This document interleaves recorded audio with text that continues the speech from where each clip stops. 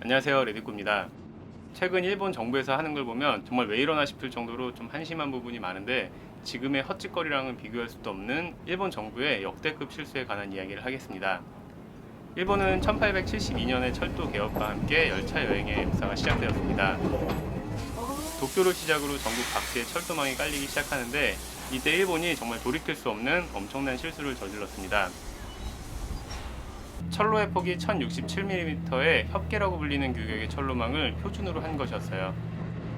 저렴한 비용으로 빠르게 부설할 수 있다는 장점이 있지만, 열차의 폭이 좁기 때문에 아무래도 운송 능력이 떨어질 수밖에 없습니다.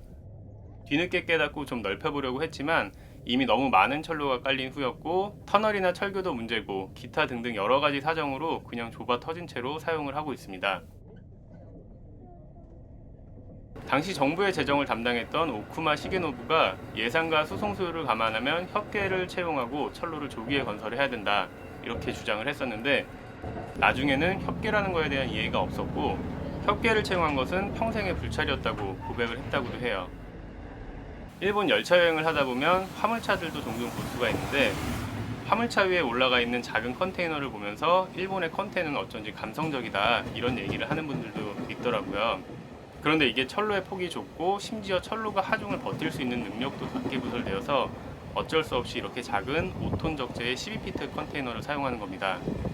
작고 귀여운 컨테이너는 보기에는 좋을지 몰라도 엄청난 뻘짓을 해야 돼요. 예를 들어서 해외에 수출할 때 일본 규격의 작은 컨테이너에 넣어서 열차로 한국까지 이동하고, 여기서 다시 국제 표준인 26톤 40피트 컨테이너로 옮겨야 되는 거죠. 협계는 화물뿐 아니라 여객 분야에서도 큰 단점이 있습니다. 철로 폭이 좁기 때문에 차량 폭도 한계가 있고, 그렇기 때문에 실내가 좁을 수밖에 없습니다. 안정성도 조금 떨어지기 때문에 최고 속도도 한계가 있어요. 이 한계를 극복하기 위해서 곡선 구간에서 차체를 기울이는 틸팅 기술이라는 게 있는데, 열차가 곡선 구간을 갈 때 감속을 안 하고 약간 기울어져서 가는 그런 열차예요. 세계 최초로 양산화했고 많이 발전시키기는 했습니다. 홋카이도의 삿포로에서 하코다테까지는 호쿠토세이 열차랑, 후쿠오카에서 베푸 쪽으로 가는 소닉 카모메 같은 열차들이 우리나라 여행객들도 많이 타볼 수 있는 틸팅 열차입니다. 열차가 곡선 구간을 갈 때 이렇게 약간 휘어져요. 1964년에 개통한 세계 최초의 고속열차인 신칸센은 협계로는 도저히 각이 안 나와서 표준계로 선로를 새로 깔기 시작했습니다. 그 덕분에 빠르고 더 넓은 객실을 갖출 수 있게 되었어요. 신칸센은 표준계를 이용하고 일반 열차들은 협계를 이용하기 때문에 일반 열차랑 고속열차 신칸센이 별도의 장치가 없으면 철로를 공유할 수 없는 것도 일본 열차 팬들의 가장 큰 아쉬움이 아닐까 싶기도 합니다. 우리나라 같은 경우는 일반 열차랑 고속열차 모두 표준계를 사용하고 있기 때문에 서울역에서 인천공항까지 KTX가 운행하는 것처럼 동일한 철로를 일반 열차나 고속열차 모두 이용할 수 있습니다. 여담으로 협계와 표준계가 공존하면서 조금 짜증나는 문제가 생긴 분야가 있는데, 바로 철도 모형입니다. 가장 일반적인 엔게이지 스케일의 모형을 비교해보면 동일한 모형 철로 폭 9mm에 실제로는 다른 폭의 열차를 올려야 됩니다. 그래서 일반 열차는 150분의 1 축척을 사용하고 신칸센은 160분의 1 축척을 사용합니다. 이게 미묘하게 크기가 차이가 나는 게 거슬리기 때문에 모형 컬렉션을 재래선만으로 구성하거나 아니면 신칸센만으로 구성을 하기도 합니다. 저도 신칸센 모형은 하나 샀다가 팔았어요.